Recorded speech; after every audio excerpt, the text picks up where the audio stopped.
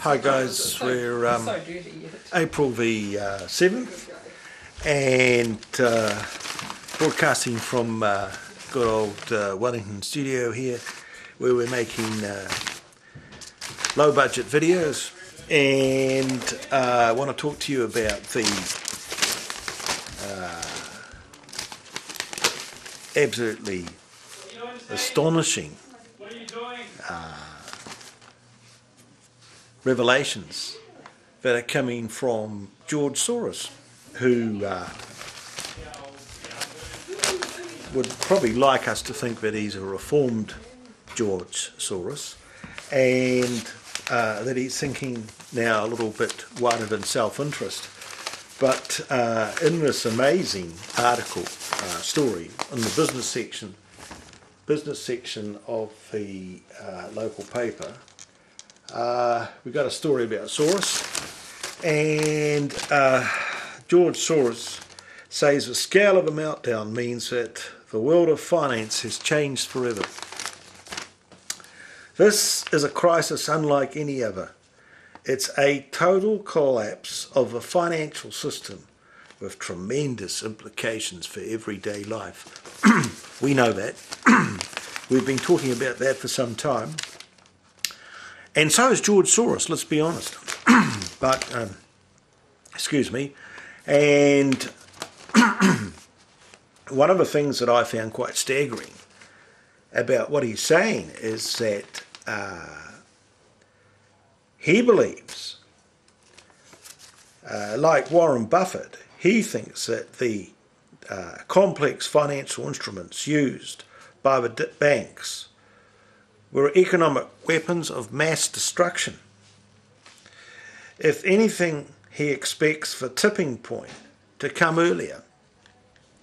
Everybody who realised that this was unsustainable expected it to collapse much sooner.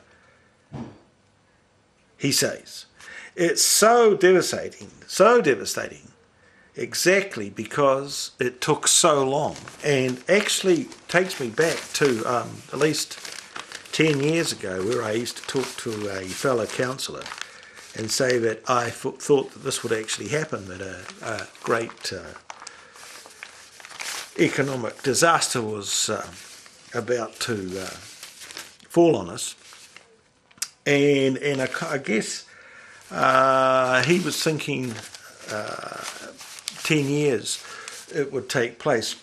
It's just so many people been thinking about the crazy way we do things, investing in houses, and it's a time of exuberance and expansion and consumption like we've never seen, and it's actually pushed us to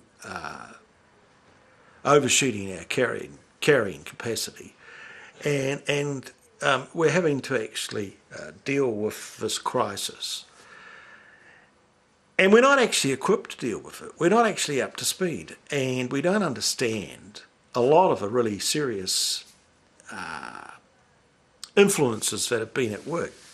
And there's a lot of denial, thinking about enterprises and what keeps communities going. And a couple of days ago I was talking about public enterprise and extolling the virtues of public enterprise, given that you had good people involved in public enterprise and that you had good management and you understood what you were doing. You should be able to deliver services much cheaper than private enterprise, which requires personal private profit. And of course all enterprises can fail because of stupidity and of bad management and poor decision making and so forth.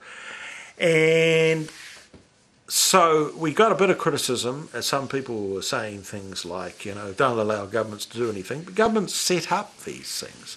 In the 30s, a house building operation, kit set home operation, was set up on the west coast of New Zealand, and it was so successful in the 1930s that the Master Builders Federation, they kind of ganged up and put a stop to this not-for-profit public enterprise of providing affordable housing to the residents and citizens of this country.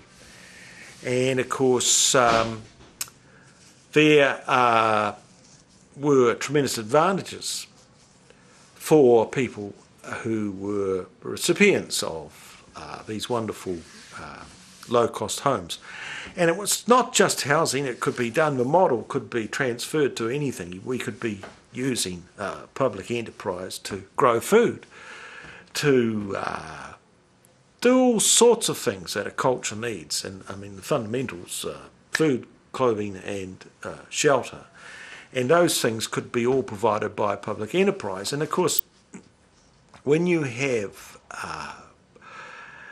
the amount of laissez-faire private enterprise that we've had, you have tremendous waste. And we've gone through a period where huge amount of waste has taken place with very little concern. And so we have used up our resources in an uneconomical way. And those follies are now coming back to bite us. And so we've kind of lost our compass in terms of our politics, our culture, our society, our morality, our ethics, our religion. We've become idolatrous. And people are frightened to actually talk about values and what drives things. Plato used to say if you didn't have absolutes, moral and ethical values underpinning everything, you had nothing. And I guess that's the place we've come to, a place of nothing. And we've become deeply shallow. We're a wasteland. And, Leonard Cohen had some wonderful lines about, the wells of disappointment where a woman kneeled to pray for the grace of God in the desert here and the desert far away. Well, we're inhabitants very soon of the desert. We're turning this planet, beautiful planet, into a desert. And if we don't stop all this, and I mean our exuberance, our consumption and our expansion has actually effectively is bringing us to our knees, and there are so many stupid people around who, us all the time, the system throws up the boosters and the promoters and people who want to keep the old way of doing things, the old paradigm going. But effectively it's run its course, it's done its dash, and unless we face up to it, we're going to have very, very sad and difficult times. So, okay, that'll be it for now, and we'll see you next time.